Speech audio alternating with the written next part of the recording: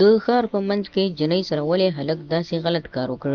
سلام ګران لیدونکو، هیله ده چې روغ جوړ او د صحت جامې وبرتل وي. زه یو ځل بیا ستاسو په خدمت کې د یو نوي ویډیو سره حاضر یم. هیله ده چې د پام وړ مو وګرځېږي. تر هر څه دمخه باید یادونه وکړم، که زموږ چینل مو نه وي سبسکرایب کړی نو زموږ چینل سبسکرایب کړئ او په خوا کې ورسره د ګوګړي نشان ووهئ. مننه. د ښار په منځ یا د بازار په منځ کې د یو جنۍ عزت څنګه یو هلک لیلام کړو؟ د ویډیو تر پایه راسره اوسئ ترڅو په دې مطلب ښه ځان پوه کړئ. په یو کلي کې یو هلک په یو جنۍ اوسېدله چې دلته ډېر کورنۍ نورې هم بلکې اوسېدلې. داسې نه چې یوازې دا هلک او دا جنۍ په دې کلي کې یوازې خدای پاک پیدا کړي وو او نور هېڅوک نه وو پیدا کړي.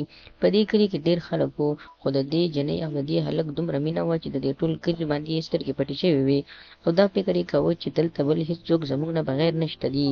کله چې د دوی مینه دومره حد ته زیاته شوه چې په موبایل باندې یې یو بل ته خپل تصویران وښودل، یعنې د بدن هر غړی یې ځان ته وښوده.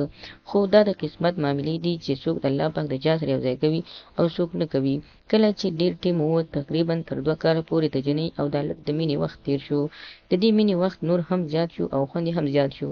خو چې کله فیصله د دې راغله چې جنۍ او هلک سره جدا کېږي، په آخر کې څه وشول؟ هغه تصویران او هغه عکسونه چې د هلک سره ول، د دې څخه یې غلطه استفاده وکړه. یعنې هېڅکله خو لومړی باید تاسو ته ووایم، که چېرته تاسو مینه کوئ نو صفا له زړه نه وکئ او وروسته بلاک میلینګ مه کوئ.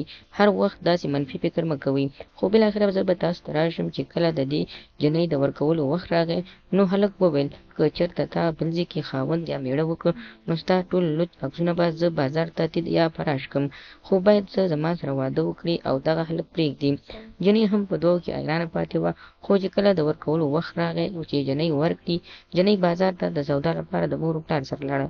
کله چې داسې لاړه او کار یې د دې سره داسې مخ شو، هغه هلک چې په دې سره یې مینه کوله د بازار منځ کې جنۍ ته په لوی لاس واچو او اظهار یې وکړ چې زه تا سره مینه کوم. په دغه وخت کې د جنۍ پلار او د جنۍ مور او د هغې سره ټوله فامیلي راغلې وه. چې کله فامیلي د دغه هلک څخه دا خبرې واورېدې نو هلک یې راونیو او تر مرګ تر خولې پورې ورسو. دومره یې ووهه چې تر آخره پورې یې د مینې اوازونه کول.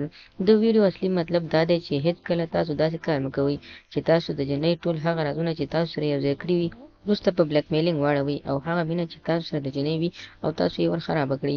یعنې مطلب دا چې تاسو سره که جنۍ څومره هم مینه کړې وي نو تاسو یې مینې ته په بد نظر مه ګورئ او هېڅکله هم د چا عزت ته په بده سترګه مه ګورئ، ځکه چې یو ورځ به ستا عزت هم د بل چا د سترګو لاندې شي او په دغه شان به د بازار په منځ کې خجالت او په 2 پیسو شي.